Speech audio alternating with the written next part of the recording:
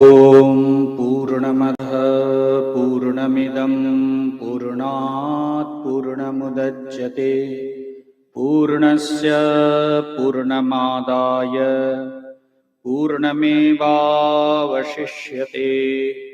ॐ शान्ति शान्ति शान्ति। शङ्करं शङ्कराचार्यं केशवं बादरायणं सूत्रभाष्यकृतौ वन्दे भगवन्तौ पुनः पुनः। ईश्वरो गुरुरात्मेति मूर्तिभेदविभागिने व्योमवद्व्याप्तदेहाय दक्षिणामूर्तये नमः। दक्षिणामूर्तये नमः। ओम शांति शांति शांति। बृहदारण्यक उपनिषद के चतुर्थ अध्याय तृतीय ब्राह्मण के मंत्र संख्या 15 का उच्चारण कर लेते हैं और कुछ संबंध भाष्य का चिंतन। पेज नंबर 942 मंत्र उच्चारण करते हैं। सबा एष एतस्मिन् संप्रसादे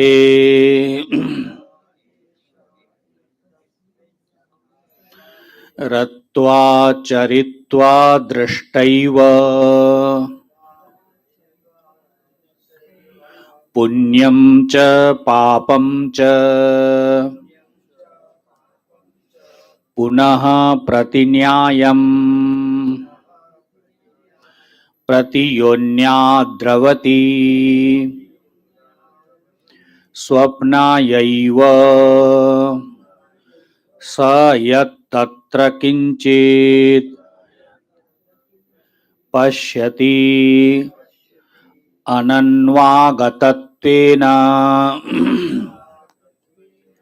भवति असंगो हि अयं पुरुषः इत्येवम् एतद् याज्ञवल्क्यः सो अहं भगवते सहस्रं ददाम्यत ऊर्ध्वं विमोक्षायैव ब्रूहीति।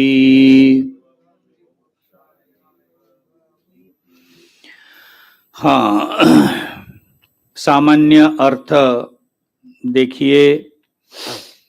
सबा एषः, ये जो मैंने कल भी कहा था, ये इनका जो गीता प्रेस के जो अर्थ किया है ना, वो भाष्य के साथ थोड़ा सा मिलता नहीं है, इसलिए वो अर्थ को देखेंगे तो सुसुप्ति का स्पर्श नहीं हो पाता है। वो जो स्वयं प्रकाशमान पुरुष है, स्वयं ज्योति स्वरूप, वो स्वप्न में रत्वा चरित्वा पुण्यम च पापम च, मतलब वो रत्वा शब्द का अर्थ लिखते हैं सुख जन्य जो लाभ, सुख भोग करके विचरण करता हुआ पाप और पुण्य को देखते हुए एतस्मिन, वो सुसुप्ति में पहुंचता है। कौन? वो चैतन्य। स्वप्न का सब कुछ अनुभव किया महाराज, और फिर जाकर के वो गाढ़ निद्रा सुसुप्ति में पहुंचते हैं। और फिर सुसुप्ति में पहुंचने के बाद क्या कह रहे हैं? प्रतियोनी स्वप्नाय एव। महाराज वो पुनः सुसुप्ति से स्वप्न में आते हैं और फिर वहां वो कुछ करके फिर जागृत में आते हैं। अब इसी का भाष्यकार के साथ हम थोड़ा चिंतन करें। भाष्यकार कुछ और बता रहे हैं। देखिए, पंक्ति हम लोगों ने संबंध भाष्य पेज 941 से शुरू करना है ना, थोड़ा सा हो गया था। यतः प्रस्तुतम्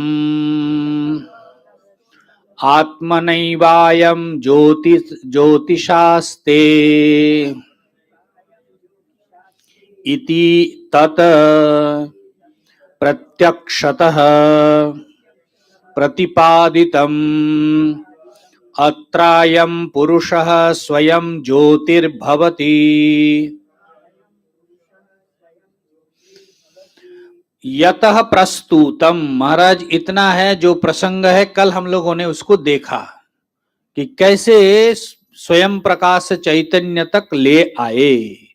वहां से शुरू किया आत्मनैवायम ज्योतिषा, वो आत्म ज्योति के द्वारा ही सभी व्यवहार लौकिक सारे ज्योतियों जब निर्वापित हो जाते महाराज, किस ज्योति से वो व्यवहार करते हैं?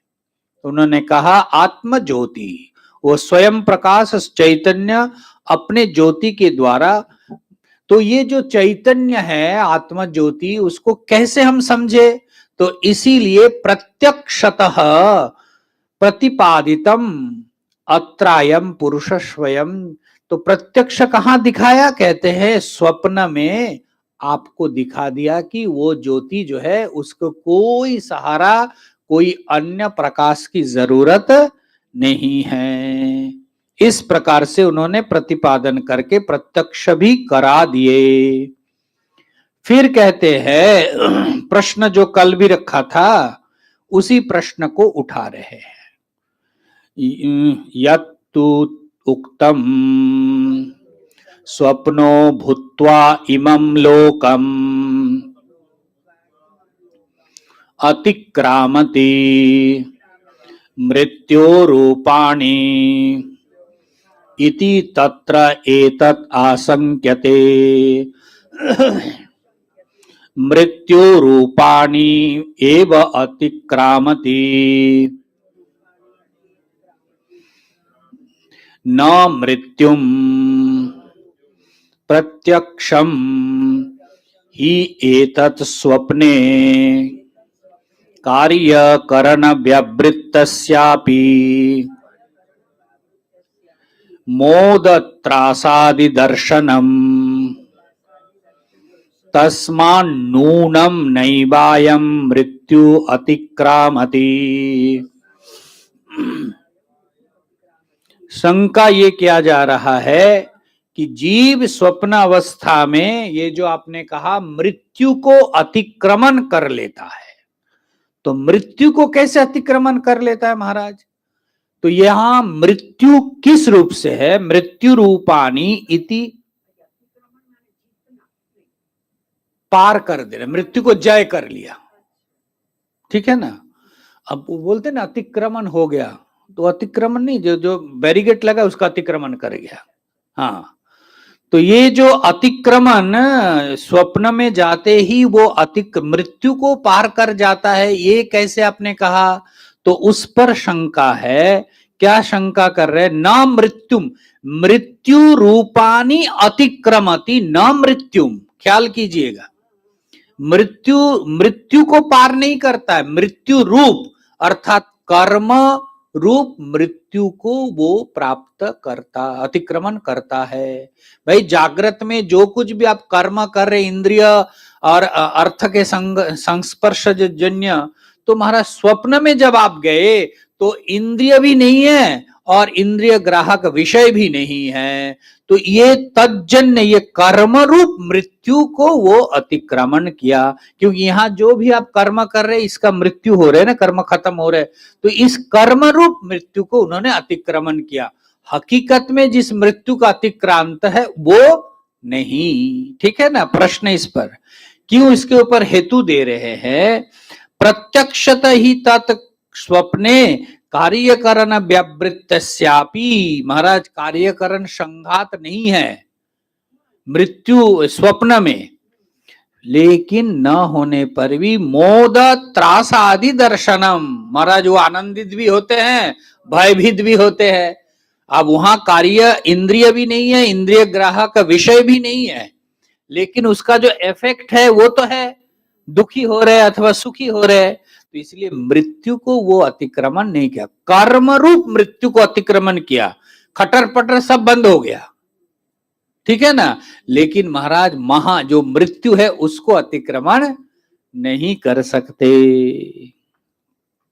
आगे और एक तत्व बता रहे हैं, तस्मात् नूनम एवायम मृत्यु अतिक्रामति। न्यूनम शब्द जो लिखा ना डबल, नूनम मतलब निश्चितम, इसलिए निश्चित है कि वो मृत्यु को अतिक्रमण नहीं करते। नैवायम मृत्यु अतिक्रामति कर्मणो ही मृत्यो हो।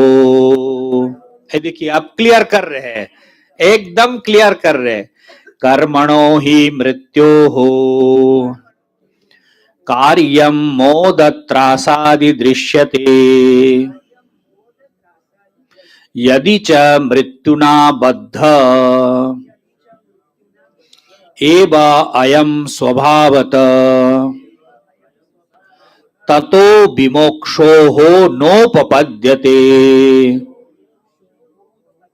क्या क्या कह रहे हैं, कर्मणो ही मृत्यो हो। भाई मृत्यु शब्द का अर्थ क्या है, देखिए इसको इसीलिए बार बार बोल रहे हैं, हम लोग जिस मृत्यु से परिचित है उस मृत्यु को यहां नहीं लाना है। कर्म रूप मृत्यु, जागृत में जो कर्म करते हैं वो कर्म हमारा स्वप्न में नहीं है, इसलिए कर्म रूप मृत्यु स्वप्न में है। तो इसलिए मृत्यु अतिक्रामति शब्द के द्वारा बतलाया। परंतु वहां पर भी कह रहे कर्म रूप मृत्यु तो नहीं है, मृत्यु को तो अतिक्रमण किया। कार्य मोद त्रासादि दृश्यते, महाराज उसका जो कार्य है वो तो दिखता है महाराज, ठीक है ना। यदि च मृत्युना बद्ध एवायम जीव, महाराज अब ये कह रहे प्रश्न, ये जो जीव है, जो चैतन्य स्वयं प्रकाशमान है, ये क्या मृत्यु से बधा हुआ है? प्रश्न को ख्याल कीजिएगा। जो चैतन्य है वो चैतन्य मृत्यु से बधा हुआ है क्या? ठीक है ना।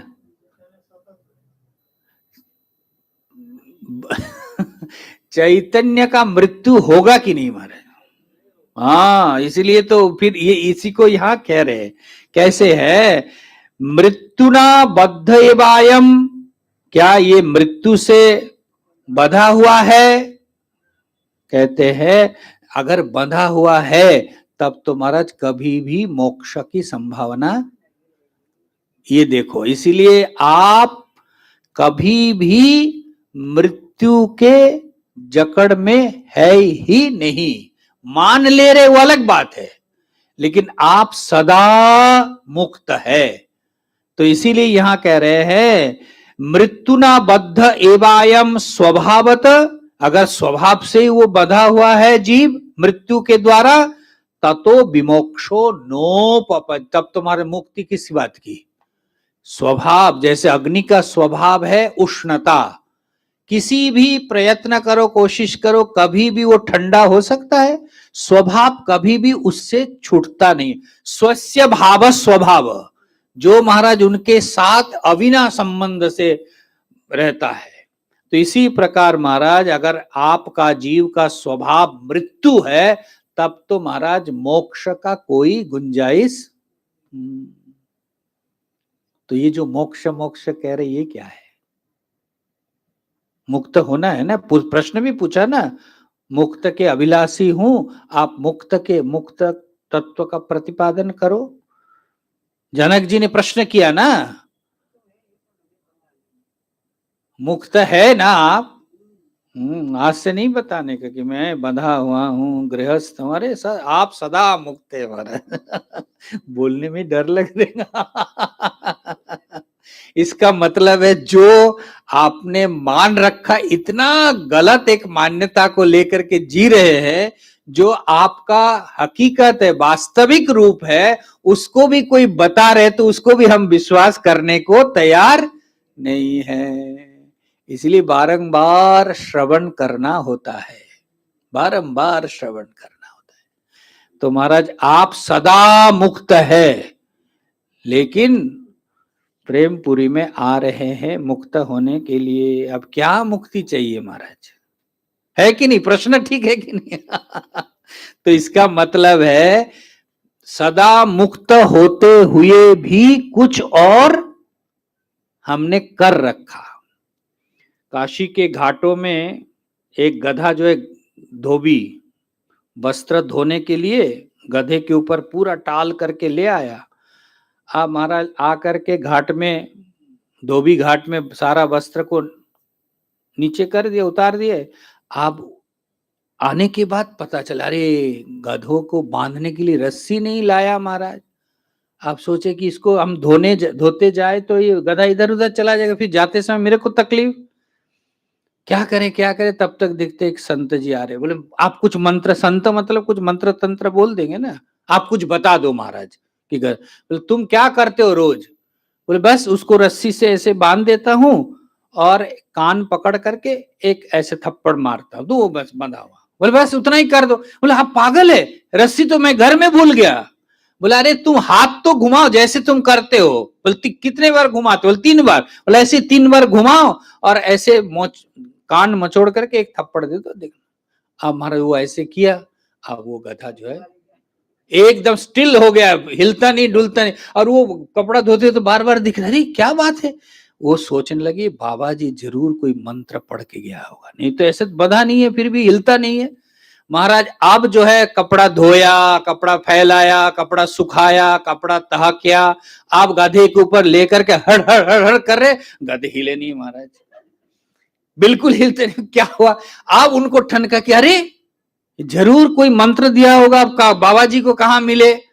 सर पे हाथ रख के बैठा, फिर तब देखते वो बाबा जी वापस आ गए। बोला अरे बाबा जी अब तो आप उसको खोल दीजिए। बोला अरे खोलना क्या है, तू तो बंधा ही नहीं है। बोले नहीं नहीं, हिल भी नहीं रहे, मैं कितने बार कब से कोशिश कर रहा हूं। बोले क्या खोलते समय तुम क्या करते हो? बोले जैसे ऑपोजिट डायरेक्शन में हाथ को घुमाता हूं और फिर उल्टा घुमा करके फिर एक थप्पड़ देता हूं और फिर वो चलने लगता है। बोले उतना ही कर। बोले मैं तो बांधा ही नहीं था, तो अभी क्या करना? बोले जैसे सुबह बांधा था वैसे ही खोल। तो महाराज वो आकर के ऐसे हाथ को घुमाया। हाँ महाराज बताइए वो अब हम लोग भी हंस तो लिए, हम लोग भी ऐसे ही बंधा हुआ है नहीं रस्सी, कुछ नहीं है, लेकिन मान करके रखा कि हम इतने सारे रस्सियों से बांध रखा है, इसलिए बहुत सावधान। वो कोई ये जो उपनिषद पढ़ रहे हैं, ये जो प्रेमपुरी जी महाराज के छत्र छाया में आकर यही बंधन खोलने का, हकीकत में कोई बंधन नहीं है जीवात्मा के। लेकिन ये जो आपने बहुत सारे धर्म से मान रखा है कि मैं बंधन में हूं, मैं ये हूं, मैं वो हूं, उसको समझना, समझाने के लिए श्रुति कहती है कि स्वभाव तो न एव बद्ध मृत्युना, मृत्यु से महाराज वो बद्ध नहीं है। अगर स्वभाव होता ततो विमोक्षो नोपपद्यते, तब तो महाराज मोक्ष का कोई संभावना ही नहीं। स्वभावात कश्चित विमुच्यते। हाँ, इसलिए स्वभाव से कोई विमुक्त, कोयला का स्वभाव है कालापन, कभी भी आपको सफेद मिला कोयला? नहीं मारा। स्वभाव कभी भी अलग होता नहीं। अथ स्वभावो न भवति मृत्यु। मिला नहीं पंक्ति? ततः तस्मात् मोक्ष उपपत्स्यते यथा असौ मृत्युर आत्मीयो धर्मो न भवति तथा प्रदर्शनाय अतः ऊर्ध्वं विमोक्षाय ब्रूहीति। एवं जनकेन पर्यनुयुक्तो याज्ञवल्क्यः तद्दिदर्शयिषया प्रविवृत्तये। तद्दिदर्शयिषया, दर्शन की इच्छा से। अब देखिए क्या, अथ स्वभावो न भवति मृत्यु, सरल है महाराज, स्वभाव तो मृत्यु, इसलिए किसका स्वभाव मृत्यु वाला नहीं है? अपना तो नहीं ना, किसका? किस वो सब वेदांत की भाषा मत बोलिए किसका कौन मरने वाला नहीं है? हाँ ये बोलिए ना भैया आप मरने वाले नहीं है। हाँ मैं हम चैतन्य मरने वाला, जो मरने वाला है वो मरने दो ना, क्या है इतना फिजूल की चिंता। तो शरीर है वो मरेगा तो मरने दो, आप लेकिन मरोगे। थोड़ा ठंडक पहुंच रहे है कि नहीं दिल में? थोड़ा बहुत ठंडक पहुंचेगा महाराज, इसलिए इतना निश्चय है। अथ स्वभावो न भवति मृत्यु, आपका मृत्यु वाला स्वभाव नहीं है महाराज। अजो नित्य शाश्वतो यम पुराण, भगवत गीता जी में भगवान कहा ना, तो इसीलिए महाराज आपका तो स्वभाव मृत्यु नहीं है। अतः तस्मात् मोक्ष उपपत्स्यते, ये जो आपने मान्यता मान रखा है उस मान्यता को हटा रहे हैं, तो ये हटाना ही मोक्ष है। ठीक है ना? इस प्रकार से महाराज आत्मधर्म नहीं है, इसको दिखाना मात्र है। अथ असो मृत्युरात्मीयो धर्मो न भवती, इसलिए महाराज मृत्यु जो है आत्मा का धर्म नहीं है। आत्मा शब्द में पुस्तक में ग्रंथ में आ रहे आत्मा शब्द मतलब मृत्यु अपना धर्म नहीं है। तथा प्रदर्शनाय अत ऊर्ध्वम विमोक्षाय, और इसी को महाराज समझने के लिए आप उपदेश कीजिए, जो पहले बताया ना मोक्ष का उपदेश कीजिए, तो उसी को यहां बता रहे हैं। अतः ऊर्ध्वम विमोक्षाय ब्रूहि, महाराज कैसे जो मैं नहीं हूं वो अपना स्वरूप मान रखा, ये जो भ्रांति प्रत्यय है, भ्रांति विज्ञान है, इस भ्रम को कैसे हम हटाए? अब बताइए, केवल जनक जी के पास जनक जी के ही प्रश्न है कि हम सब के प्रश्न हो गया? बिल्कुल हम सब के है कि भाई जो मैं, मेरा स्वभाव मोक्ष है, मुक्त, मैं सदा मुक्त हूं, तो फिर हम किस बात से हम बंधन में पड़ा है? ऐसा लगता है कि मैं बंधा। तो जितने लिमिटेशंस में आप जितना लिमिट को आप पकड़ के रखोगे उतना ही आप बंधन में पड़े रहोगे। लिमिटेशंस को छोड़ना यही मुक्ति है। ये जो शरीर एक लिमिटेड है ना, लिमिटेशन, इस शरीर के साथ तादात्म्य करके अपने को मान रहे कि नहीं, मैं अमुक मैं अमुक, तो शरीर के साथ जैसे ही आपने अपने को संबंध जुड़ा तो महाराज आप लिमिट हो गए। और लिमिट मतलब है आप अनलिमिट को छोड़ करके परिच्छिन्न में पहुंच गए, बंध गए, यही बंधन है। इसीलिए ब्रूहीति एवं जनकेन पर्यनुक्तो, इसी दृष्टि से महाराज जनक के द्वारा प्रश्न किया गया और याज्ञवल्क्य जी उसी को दिखाने की इच्छा से आगे का मंत्र प्रारंभ करते हैं। इसलिए याज्ञवल्क्य तद्दिदर्शयिषया, ये जो शब्द है ना तद, तद मतलब वो जो आत्म तत्व को दिदर्शयिषया, उसको दिखाने के लिए कि वास्तव में आत्मा जो है बंधन मुक्त है, उनके कोई बंधन नहीं है, परंतु उसी को दिखाने के लिए यहां आकर के बता रहे हैं। अब देखिए जागृत में तो बिल्कुल सबके साथ एकम एक होकर के इंद्रिय विषय, अब स्वप्न में गए तो महाराज इंद्रिय भी पीछे हट गए, विषय भी, लेकिन वहां भी आप देख रहे हैं। ठीक है ना? अच्छा, जागृत के जो अनुभव आप करते हैं, सुख का अनुभव, स्वप्न में पहुंचते पहुंचते थोड़ा बढ़ता है कि कम होता है सुखानुभव? है सेम रहता है। अच्छा, सुसुप्ति में जाकर के, अच्छा आनंद का बोलिए, अब दुख का छोड़िए, आनंद का अनुभव जागृत में, स्वप्न में या सुसुप्ति में, किस में अधिक है? शायद उमाविन बोले शायद। अच्छा ये बताइए, स्वप्न से आप लौट आते हैं और गाढ़ निद्रा से आप लौट आते हैं, किस में आपको ज्यादा आनंद का अनुभव होता है? तो यही तो बता रहे कि सुसुप्ति में सबसे ज्यादा आनंद है।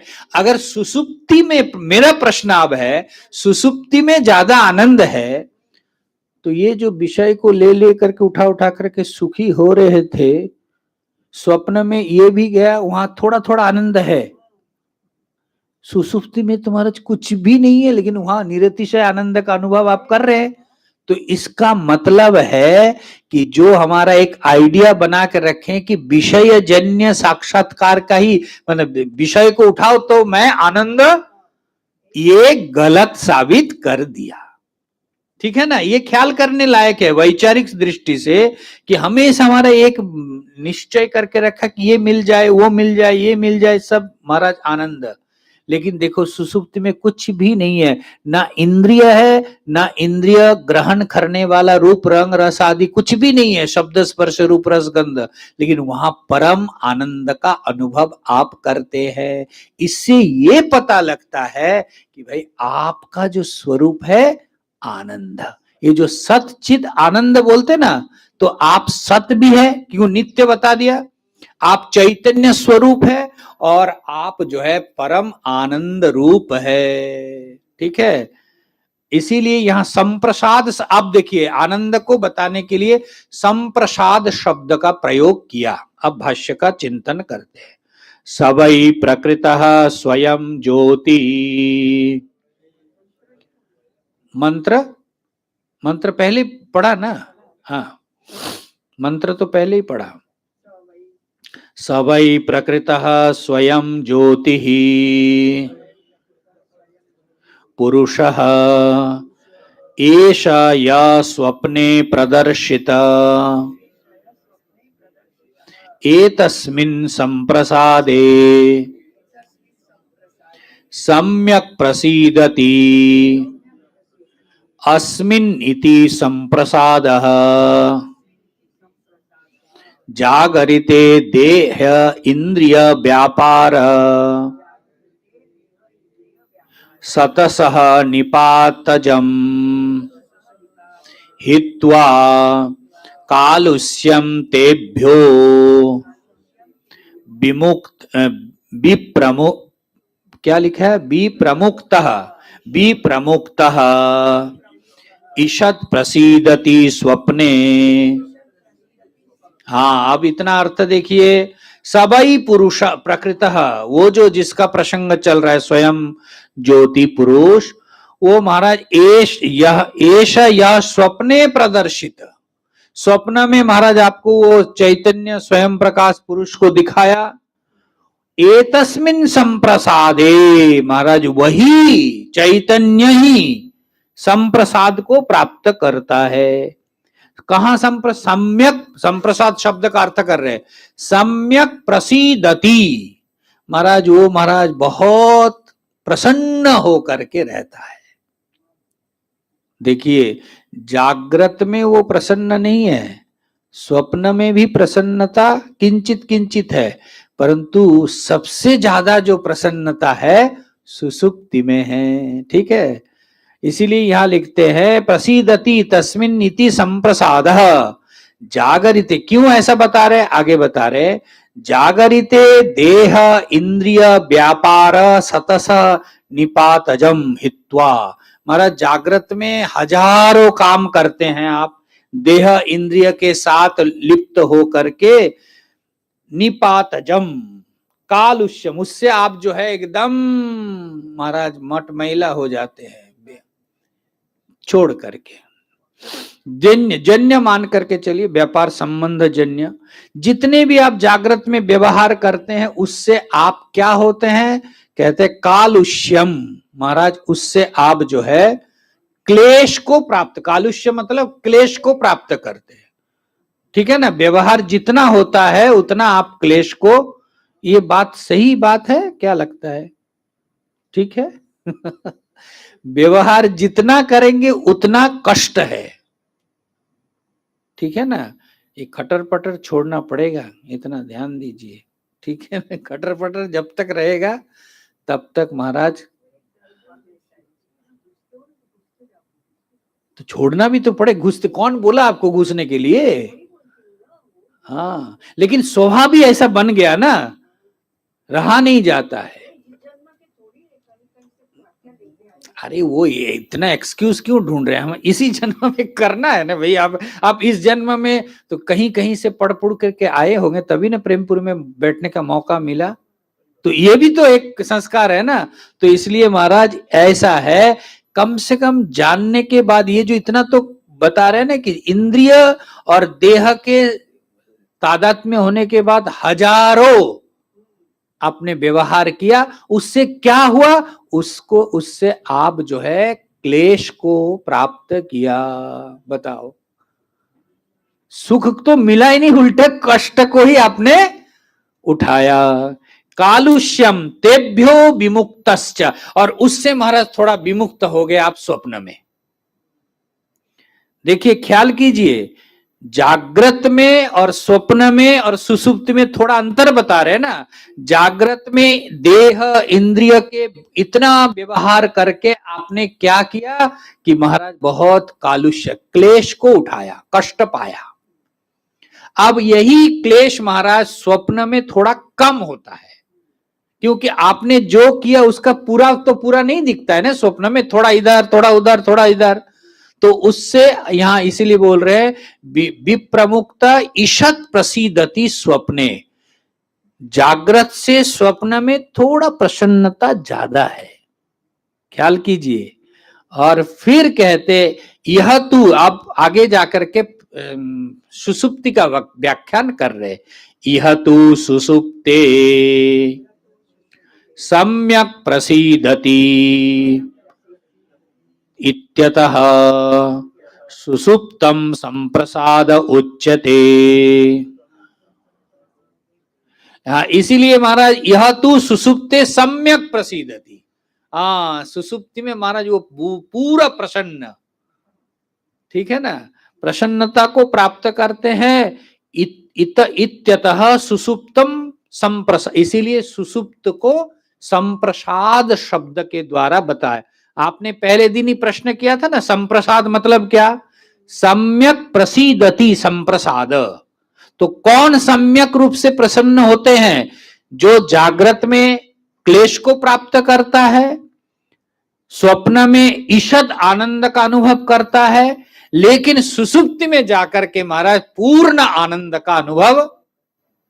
लेकिन यही निरतिशय आनंद भी नहीं, क्योंकि वहां अज्ञान की वृत्ति है। लेकिन ये कंपैरिजन करो जागृत स्वप्न सुसुप्ति, तो तीनों में अधिकता जो है सुसुप्ति में है, ठीक है ना। तो इस प्रकार से यहां इतना बतलाया कि महाराज आपको देखिए सुसुप्ति अवस्था तक पहुंचा दिए। सुसुप्तम संप्रसाद उच्यते तीर्णो ही यदा सर्वांग शोकान इति सलिल एको द्रष्टा इति ही बक्षति सुसुप्त अवस्था आत्मानम। आप देखिए दो दृष्टांत ये उद्धरण दे रहे हैं। तीर्णो ही सदा सर्वान शोकान, वो हमारा सारे शोक से वो उत्तीर्ण हो जाता है। कौन, सुसुप्त पुरुष। देखिए ना, कितना भी दुख दर्द हो शारीरिक, अब जब व्यक्ति सुसुप्ति में चले जाते तो ये शरीर का दर्द भी, तो इसीलिए तीर्णो उत्तीर्ण हो जाए ही सदा सर्वान शोकान, सुसुप्ति में महाराज सभी शोकों से, शोक से वो पार हो जाता है।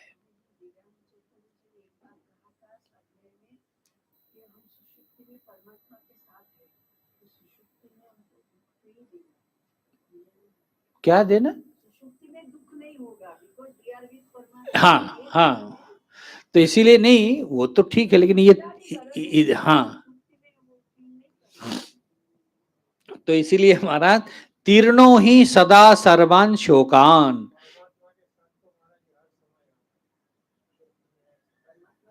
माने वो परमात्मा के साथ हमेशा है, परंतु इंद्रिय आदि के द्वारा इतना इन्वॉल्वमेंट है कि वो रहते हुए भी अंधेरा सा ही लगा है। वही कमजोरी है। तो इसीलिए सलिल एको दृष्टा, इसलिए मैं जल में जैसे प्रतिबिंब 4 बाकेट में पानी रखो और एक ही सूर्य का सब में प्रतिबिंब है ना, तो वही महाराज एक चैतन्य जागृत स्वप्न सुसुप्ति में प्रतिबिंबित हो रहे। परंतु देखो जब वो जागृत में आते तब उसको क्लेश और थोड़ा कष्ट कम हो जाता है क्लेश स्वप्न में, और सुसुप्ति में जाकर के बड़ा प्रसन्नता के साथ वो निवास करते हैं। इति ही वक्षति सुसुप्त स्थानम आत्मानम, इस प्रकार से सुसुप्त स्थित जो आत्मा है, चैतन्य है, पुरुष है, उसका व्याख्यान आपके सामने किया। अब इसके ऊपर कुछ प्रश्न करेंगे, कल चिंतन करते हैं। ओम पूर्णमदः पूर्णमिदं पूर्णात् पूर्णमुदच्यते पूर्णस्य पूर्णमादाय पूर्णमेवावशिष्यते। ओम शांति शांति शांति। शंकरं शंकराचार्यं केशवं बादरायणं सूत्रभाष्यकृतो वन्दे भगवन्तौ पुनः पुनः। ईश्वरो गुरुरात्मेति मूर्तिभेदविभागिने व्योमवद्व्याप्तदेहाय दक्षिणामूर्तये नमः। ओम शांति शांति शांति। नमः पार्वती पते हर हर महादेव।